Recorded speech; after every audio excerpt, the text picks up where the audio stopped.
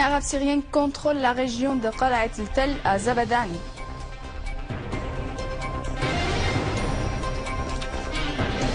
L'armée arabe syrienne élimine grand nombre de terroristes dans les banlieues d'Alep et Daraa.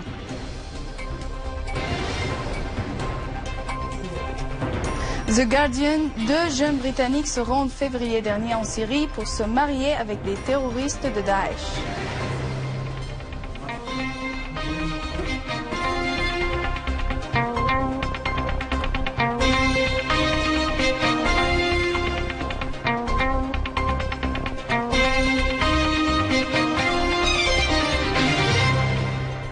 Mesdames et messieurs, bon après-midi. Après les titres, voici nos journaux. Une unité de l'armée arabe syrienne a détruit des véhicules de réseaux terroristes dans la banlieue de Quneitra.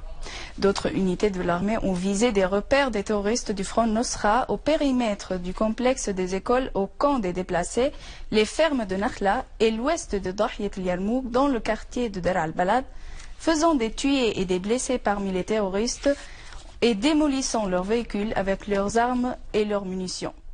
À Alep, des unités de l'armée arabe syrienne ont éliminé nombre de terroristes et détruit leurs véhicules à la périphérie du bâtiment de la recherche scientifique, à Mansoura et à Azaz, a indiqué une source militaire.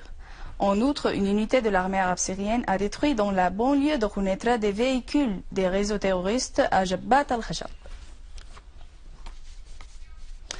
À Al-Zabadani, l'armée arabe syrienne, en collaboration avec la résistance libanaise, a pris le contrôle total de Qal'at al-Tel et le quartier d'Al-Jamaïat.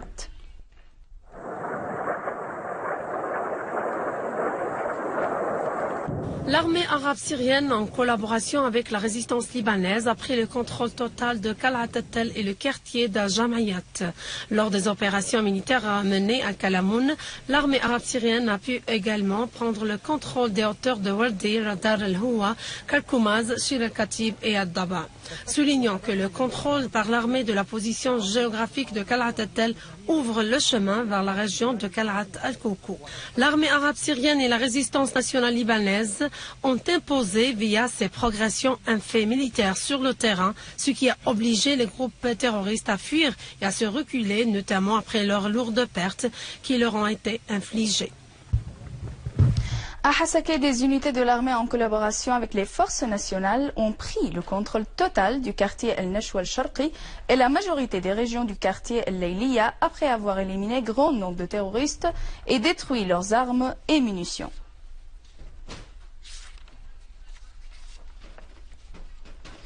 Le quotidien britannique The Guardian a publié que 2 jeunes Britanniques ont quitté février dernier le pays vers la Syrie où elles se sont mariées avec 2 terroristes de Daesh à l'âge de 20 ans.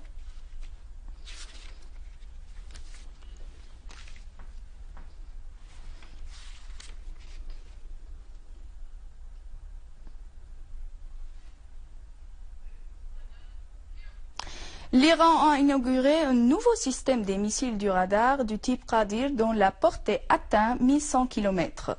Ce nouveau système des missiles peut observer et contrôler les différents types de missiles, de satellites et d'avions, dont les avions américains Estler. Le président tunisien Béji Qaïd Sebsi a décrété samedi l'état d'urgence en raison des dangers menaçant le pays, 8 jours après un attentat sanglant qui a tué 38 touristes. Dans un discours télévisé à la nation, le chef de l'État a décidé de proclamer l'état d'urgence sur tout le territoire tunisien pour 30 jours, à cause des dangers qui menacent le pays, de la situation régionale et de la propagation du terrorisme, en précisant que cette mesure entrait en vigueur dès ce samedi. À la fin de ce journal, je vous rappelle les principaux titres. L'armée arabe syrienne contrôle la région de Qal'at al-Tel à Zabadani.